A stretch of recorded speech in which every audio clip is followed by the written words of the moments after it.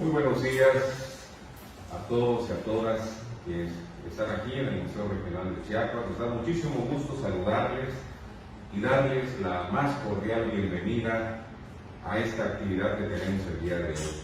Hoy vamos a tener una conferencia muy significativa en el marco del Día Internacional de la Lengua Materna. Tanto días antes como días después, en el escenario nacional, en el escenario estatal, en el escenario mundial, esta fecha es muy significativa porque se aboca a la resignificación de algo muy importante en cada región del mundo: las lenguas maternas, las lenguas nativas, dicen en otros lugares, las lenguas originarias. Tienen diferentes denominaciones, pero aluden estrictamente a esta raíz cultural que se resiste a terminar, a extinguirse en muchos lugares del mundo. Las lenguas maternas hablan de un origen cultural muy importante, es el punto de partida del nacimiento de civilizaciones muy importantes que hoy se estudian desde la antropología, desde la arqueología, desde la historia, pero una dimensión muy especial es la lengua. En Chiapas tenemos un gran recorrido de investigación en cuanto a las lenguas maternas. Se habla de la lengua zoque, la lengua de origen maya, diversificada en tzotzil y celtal. Se habla de la lengua chol, la lengua man, la lengua cachiquel, la lengua tojolabal. Hablábamos antes de iniciar esta conferencia con algunas personas sobre la lengua chiapaneca. Hay un profundo rescate de la lengua chiapaneca, casi extinta. Cachiqueles, ayer leía que hay cerca de 16 hablantes. Hay un grupo de Villa de Acala que se ha acercado al museo para un posible taller de rescate de la lengua chiapaneca, de cuya lengua ya hay dos libros tipo diccionarios y vocabulario. Entonces, esta corriente de atención, de investigación, de divulgación, de crítica, reflexión y análisis de las lenguas es muy pertinente, está vigente en todo el mundo, tanto que los máximos organismos mundiales como la UNESCO se han preocupado por que este día se reflexione y se tengan acciones concretas a favor del rescate y la preservación de las lenguas en cada parte del mundo. Es por ello que invitamos con mucho gusto al maestro Enrique Pérez López para que en entrada yo pido un fuerte aplauso. Maestro, bienvenido al Museo Regional de Chiapas. Gracias. El maestro Enrique Pérez López tiene una gran trayectoria en este ámbito de las lenguas. Yo lo ubico personalmente y siempre lo admiré, lo voy a decir públicamente, lo admiré por el trabajo que realizó en el Centro Estatal de Lenguas y Literatura Indígena, el CELAI, que está en Centro Histórico y que pertenece al Coneculta. Desde ahí, desde este espacio, el maestro Enrique Pérez López tuvo un trabajo incansable en pro de las lenguas, y hoy que está en otra instancia, en la Universidad de Ciencias y Artes de Chiapas, sigue trabajando, me comentaba antes de iniciar esta conferencia, sigue trabajando en pro de las lenguas. Quiero decirles rápidamente algunas líneas de su trayectoria, porque es muy extensa. El maestro Enrique Pérez López es integrante del pueblo tzotzil de Chenaló, Chiapas. Ahí se ha desempeñado por cargos comunitarios. Fue presidente del Consejo de Vigilancia del Comisariado de Bienes Comunales entre 97 y 99. Fue segundo taxón de la fiesta de Tajimol, celebración de relevancia en este pueblo de Chenaló. Él es psicólogo social, son sus estudios, su formación inicial. Fue, como yo les comentaba, director fundador del Centro Estatal de Lenguas, Arte y Literatura Indígena. Ahí me conocí, desde ahí me empecé a admirar al maestro. Fue coordinador del programa universitario para la promoción del patrimonio biocultural de los pueblos originarios de la UNICACH, de donde actualmente es director de extensión universitaria. Ahí está en este momento el maestro Enrique. Él es promotor cultural lingüístico de los pueblos originarios desde 1983 a la fecha. Ha publicado también. Publicó Vida y Tradición de San Pablo Chalchihuitán, Tenejapa, Relatos y Tradiciones de un Pueblo Celtal. Publicó Chamula, un pueblo tzotzil, Koch, el niño que se transformó en sol. Publicó La palabra florida del carnaval, cuentos y cantos de Chamula. Es coautor de Palabra conjurada, 5 voces, 5 cantos. Rioch, discurso ceremonial tzotzil. También tiene un estudio que se llama Pueblos indígenas de México en el siglo XXI, tzotzil. Ha traducido, es muy importante, ha contribuido el maestro a traducir a la lengua tzotzil diferentes libros, entre ellos algo muy trascendental a mi juicio, ustedes no me dejarán mentir, las obras de Octavio Paz fueron traducidas al tzotzil por el maestro Enrique, las obras de Jaime Sabines, las obras de Juan Pañuelos y Óscar Oliva fueron traducidos por el maestro Enrique a esta lengua.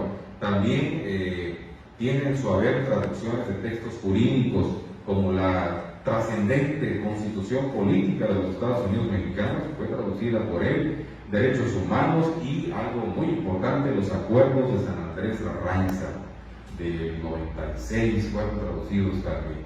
Él es integrante de la Red Global de Facilitadores para la Salvaguardia del Patrimonio Cultural de la UNESCO. Ha organizado talleres para confeccionar inventarios del patrimonio cultural con comunidades en Cuba, en El Salvador, en Guatemala, en República Dominicana. Ha hecho talleres para la salvaguardia del patrimonio en Managua, Nicaragua, Honduras, por ahí de 2016, y ha formado a muchas generaciones de promotores culturales, tzotziles, celtales, choles, topolabales, misoques, y también inició con los inventarios de patrimonio a través del CENAR. Bueno, mejor hasta ahí me detengo porque es muy intensa su trayectoria. De verdad yo me siento muy honrado de que haya aceptado venir. Ayer, digamos, en el mero día no le fue posible porque andaba en una intensa participación de eventos, pero hoy, en el marco del Día Internacional de la Lengua Materna, me da mucho gusto recibir en esta su casa al maestro del Museo Regional, su presencia y que nos transmita su conocimiento. Adelante con la conferencia. Gracias, bienvenido.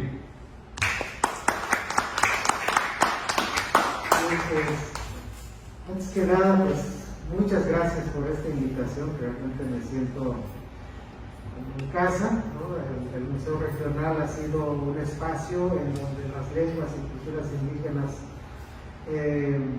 no solo en el reciente tiempo han tenido cabida, sino la importante labor que ha realizado el Instituto en la investigación y en el descubrimiento de nuestras raíces.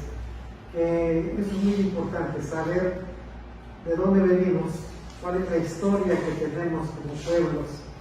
Y bueno, entonces estar aquí es un momento realmente emotivo, ¿no? Y la recepción que el doctor Valente me ha hecho al presentarme, no soy merecedor de tanto elogio, pero agradezco esta gentileza. Y también la presencia de ustedes, de estar aquí acompañándonos en este diálogo, en esta conferencia sobre una de las lenguas maternas que se hablan en Chiapas. Justamente, como bien señalaba el doctor Valente, hoy es, digamos, ya el día posterior a la celebración de las lenguas maternas. El mero día de la fiesta fue ayer, y justamente también ayer comenzó el Decenio Internacional de las Lenguas Indígenas, de las lenguas maternas, lo cual eso también es importante porque llama la atención de que en un acuerdo dentro de la Organización de las Naciones Unidas, a través de la UNESCO, se declara un decenio de las lenguas indígenas. ¿Qué se espera de este decenio?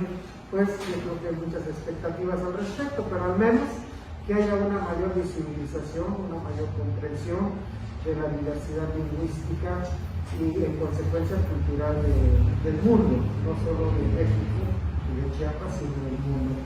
Entonces, bueno, ante la invitación que me hicieron, pues preparé una presentación y me quiero centrar concretamente en una de las lenguas que se hablan en Chiapas, y de ahí que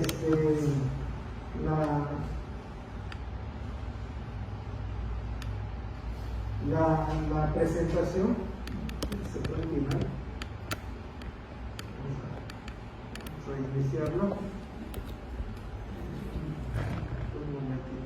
Ahí está. Bueno, entonces, esta conferencia le he titulado Cosmovisión e Identidad.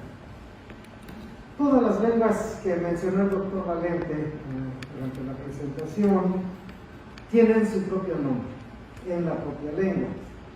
Entonces, así el tzotzil, en este caso, le llamamos nosotros los hablantes, así es como conocemos nuestra lengua. Y cualquiera que habla esta lengua, le llamaremos Batzilkop, igual que el celtal, se le llama Batzilkop, el chol, también tiene su propio nombre, el zoque o de tzame, bueno, en fin, en cada lengua, la lengua tiene su propio nombre.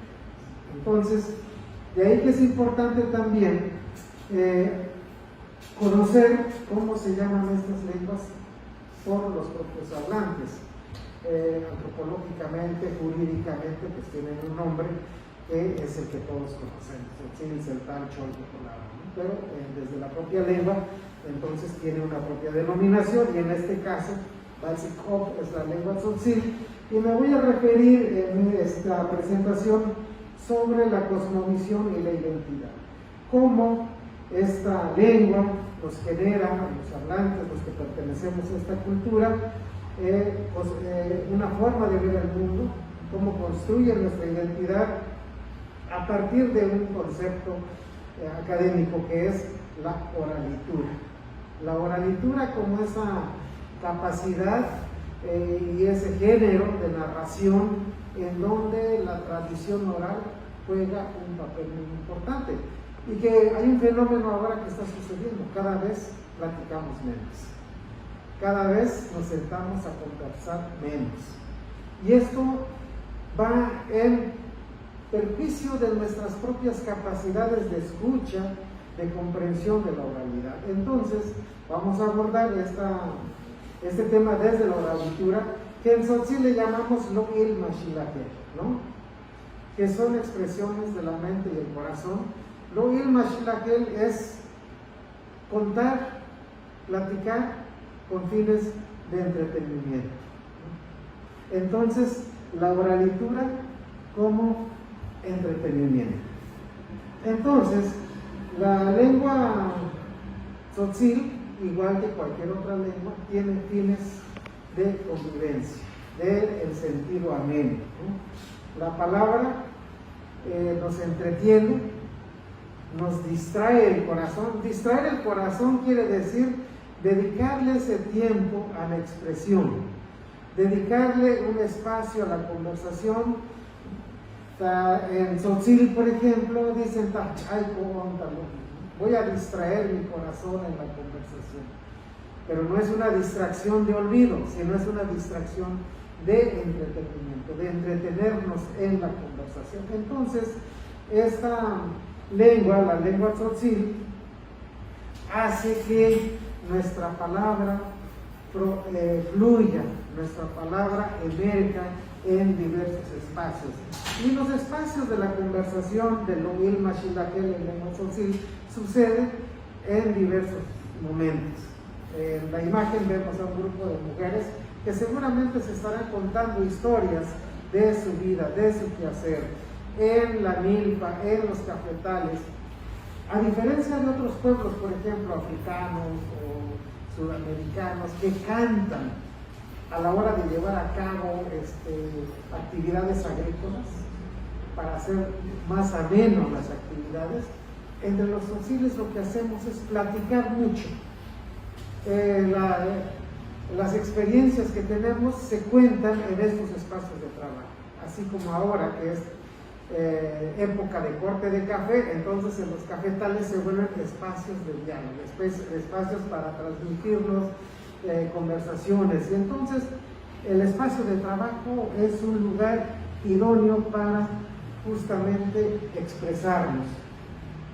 Las expresiones de la mente y el corazón, que es Lo'il Mashilakel, son justamente un juego de conexiones entre la mente y el corazón. Es decir, la palabra no emerge solo del pensamiento, sino tienen un sentido afectivo. Pienso lo que digo, pero busco que lo que digo toque al otro, es decir, que le llegue a su corazón. Entonces, siempre la palabra es producto de la mente y el corazón. Entonces, sí, cuando nosotros empezamos a hablar ante una reunión, siempre decimos, Tashkal Sbelhol Konta. Voy a decir el contenido de mi mente y de mi corazón. Porque es esta dupla. La palabra no solo es pensamiento, sino también es emoción. Entonces, compartir la palabra es para tocar el corazón y la mente de quien nos escucha, ¿no? Entonces, si tienen una infinidad de temas que podemos abordar en estas conversaciones, ¿no? Pensar la palabra es sentir la palabra también. Entonces, la mente y el corazón deben de estar abiertos para poder decir nuestra palabra. Habemos personas que no tenemos tanta facilidad de palabras, se dice en español. Nosotros decimos que tenemos cerrado el corazón, que tenemos cerrada la mente, ¿no? Que no podemos desarrollar esta habilidad, ¿no? Pero aquel que lo tiene abierto, entonces puede tener esta capacidad de conversación muy bien desarrollada. Entonces, podemos ver que la cuestión de la palabra puede explicarse y puede entenderse desde diversos contextos. Entonces, la lengua, la palabra tzotzil, ha ido también transformándose, recorriendo caminos.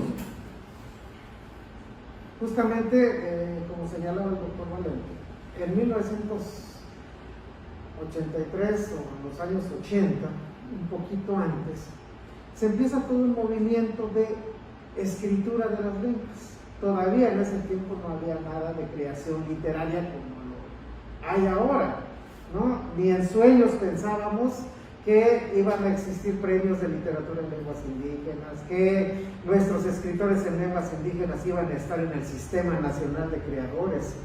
Nosotros sembramos una semilla y buscábamos que ese árbol creciera, pero no sabíamos de qué tamaño iban a ser los frutos que se iban a lograr. Eso fue a principios de los 80. Bueno, entonces, quiero desmenuzar tantito la palabra op. En Tzotzil se dice op a la palabra. La palabra, cuando se traduce, se pasa a la forma escrita, a la letra, se dice sí. Y podemos ir viendo entonces cómo existen una serie de palabras que le van dando un contexto, ¿no? Que es, el siguiente paso es el verbo, entonces existe el concepto de escribir, ¿no? Entonces, es escribir la palabra y la conversación, ¿no? Entonces, y el escritor se le llama Tzibajo. Entonces, si nos damos cuenta, en la lengua tzotzil tenemos todos los conceptos para hacer literatura, ¿no? A partir de la palabra, y entonces podemos tener diversas ideas, ¿no? El Michimalcop, que es la palabra florida, el Michimalskin, que es la escritura florida, la escritura selecta, que podríamos llamarle Tuhumtzin, que es la literatura. ¿Qué es la literatura? Más que esta palabra que ha sido seleccionada, que se ha ido elegida, que se ha ido escogiendo dentro del habla común para poder hacer una literatura que resulte atractiva. Entonces tenemos nuestros conceptos en la lengua tzotzil, ¿no? Entonces, volviendo al tema de la oralitura como nutrimento de la identidad, hay un autor que Rahiman, que nos dice que la oralitura es un discurso sensible, es producto de la imaginación sin la intervención de la notación gráfica. Es decir, solo es la palabra que fluye, es la palabra que sale, ¿no? Y está centrado en la oralidad. Entonces, la oralidad es la que nos va moldeando, es la que nos va dando este sentido de identidad, nos va construyendo una identidad, y nuestro recurso es la palabra, y en tanto nos va dando una estructura de conversación que tiene mucho que ver con la repetición. En una conversación tzotzil, alguien que habla tzotzil, justamente cuando decimos hech, ¿no? Que sí, el otro interlocutor puede decir hech, y el otro también hech, ¿no? Entonces se pueden repetir estas fórmulas 1, 2, 3 veces como un sentido de afirmación. En tanto que la literatura escrita empezó a omitir esta riqueza de la oralidad y empezó a manejar lo que se conoce como economía del lenguaje. Entonces, en el tránsito de la oralitura a la escritura hay procesos de cambio en la oralitura. Bien, según los oralitores indígenas, hay una oralidad que surge de nuestros pueblos, hay una palabra escrita, ¿no? Y entonces en esta mezcla, pues justamente hay algo en medio, que es lo que tenemos ahí, que es la oralitura indígena. Tenemos todas las narraciones de la creación del mundo, de historias fantásticas que se narran en los pueblos, pero hay algo que sucede en medio, que es escribir toda esta tradición oral para dar paso a la tradición de la palabra escrita, ¿no? Y la palabra escrita se vuelve entonces una creación individual de un miembro de la comunidad. Y entonces esto lo trae a contextos más contemporáneos, ¿no? Hay un encuentro de escritores, hay un encuentro entre culturas indígenas y no indígenas, y empieza a darse un diálogo, ¿no? Esto nos lleva a entender nuestra propia cultura, nuestra lengua propia, y también a entender cuáles son sus posibilidades, cuáles son las potencialidades que tiene, y a la vez cuáles son las debilidades que tiene nuestra lengua. Entonces, en este tránsito de la oralitura a la escritura sucede este fenómeno. Bien, vamos a ir y venir de la oralitura a la escritura, porque esto es así, ¿no? El pensamiento mesoamericano es cíclico, va, viene, vuelve a irse y vuelve a regresar en un contexto distinto. La oralitura nido de la cosmovisión, ¿no? Entonces, la literatura oral, como les decía, está encerrado en las tradiciones orales, ¿no? En los testimonios que se transmiten generacionalmente. Hasta hace poco tiempo, antes de una mayor penetración de la tecnología de comunicación, las narraciones orales eran lo que nos aglutinaba en torno a la familia. Los abuelos eran los encargados de transmitir todas estas narraciones, ahora es cada vez menos.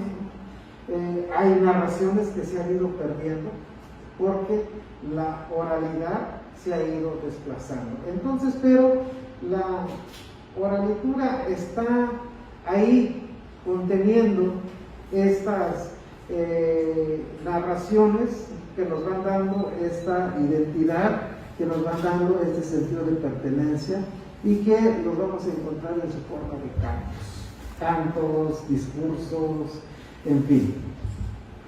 Una de las fuentes de la oralitura son los cuentos. Aquí les traje este ejemplo, por ejemplo, de Kosh, Shut, en la lengua tzotzil. Según las variaciones dialectales, se pueden usar indistintamente. Kosh quiere decir pequeño, el Benjamín de la familia. Entonces, Kosh es una narración tzotzil celtal que habla sobre la creación del sol y la luna. Pero en el Popol Vuh también se habla de la creación del sol y la luna, lo cual quiere decir que estas narraciones se vienen transmitiendo de generación en generación y que generacionalmente se van adaptando, se van cambiando, se van agregándole o quitándole. Esa es la riqueza de la oralidad, ¿no? Entonces, aquí en esta narración contemporánea de Kosh, que todavía se pudiera escuchar en algunas comunidades, la mamá se convierte en la luna y él en el sol. Entonces, hay una parte muy emotiva de este cuento cuando Kosh le dice a su mamá que tiene que irse a vivir al cielo porque este lugar, la tierra, no es para ellos, sino que su lugar está en el cielo. Entonces el pequeño Kosh le dice a su mamá: mamá, ¿para qué te llevas este conejo? ¿Dónde lo vamos a tener? ¿A dónde vamos? Quizá muera de tristeza, allá, su corazón no hallará tranquilidad. Kosh, él me acompañará en mi andar durante las noches, y así mirará a su descendencia desde el cielo. Desde entonces, la luna lleva a su conejo con ella. En la tradición también de las narraciones en lengua castellana, pues dicen que la luna lleva un conejo, ¿no? O hay el conejo de la luna, ¿no? Entonces, porque no sabemos quién influyó a quién, si fue la narración de los pueblos mesoamericanos o fue la narración en lengua castellana, pero la idea es de que está presente esta cosmovisión que tiene una forma de ver el mundo en donde dicen que la luna tiene un conejo. También la oralitura tiene mitos y leyendas.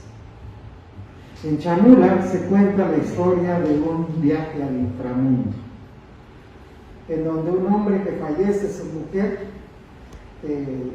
no podía vivir sin ella, decide ir a buscarla al inframundo, y dicen que la entrada al inframundo de los Tzotziles Chamulas está en la vieja iglesia de San Sebastián, ahí en donde está el panteón. Pues él se mete ahí y llega a ese lugar en donde están los espíritus de los muertos. Entonces, el hombre se introdujo al camino oscuro, entró al vientre de la tierra, llegó a donde están las almas, entonces habló con el cuidador de ellas, pidió permiso para entrar, buscó a su esposa entre todas las almas. Entonces eso nos habla también de cómo se cree que hay un lugar en donde están las almas, en donde van a dar todos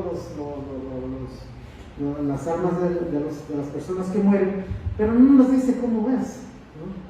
No dice si es el infierno, si es el cielo, ¿no? Solo que hay un lugar en donde están todas las almas. Bueno, y así nos vamos a encontrar también otros mitos que hablan sobre los actos festivos. Las fiestas también tienen una fuerte raíz en la oralidad. Por ejemplo, esta narración de Yusumpul, el hombre Aragán que se casó con la madre del maíz. La narración rememora cómo con la danza del Muyel Tapín en San Juan Chamula, que se percute en unas ollas, se tocan las ollitas durante el carnaval, y también sucede en Chenalo, pero no se sabía exactamente por qué se tocan las ollas, ¿no? Hasta que en un trabajo de campo que llevamos a cabo en Rincón Chamula, ahora nuevo municipio, se acerca un anciano que estaba en el acto ritual tocando las ollitas y me pregunta a mí y me dice: ¿sabes qué significa esto? Sí, le digo muy seguro de lo que sabía, y le digo: sí, es el Muyel Tapín, pues así se le llama en Chamula, ¿no? Literalmente subir a la olla.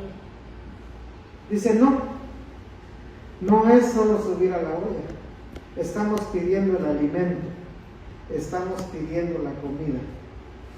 Y entonces en ese momento recordé la narración de Yusumpul, que es un hombre que se casa con la madre del maíz y tiene 2 hijitos. Entonces, pero como es muy aragán, maltrata a la mujer cuando va a la milpa, y la madre del maíz, pues por prodigio, pues trae mucho maíz, ¿no? Aunque haya cortado solo una mazorca.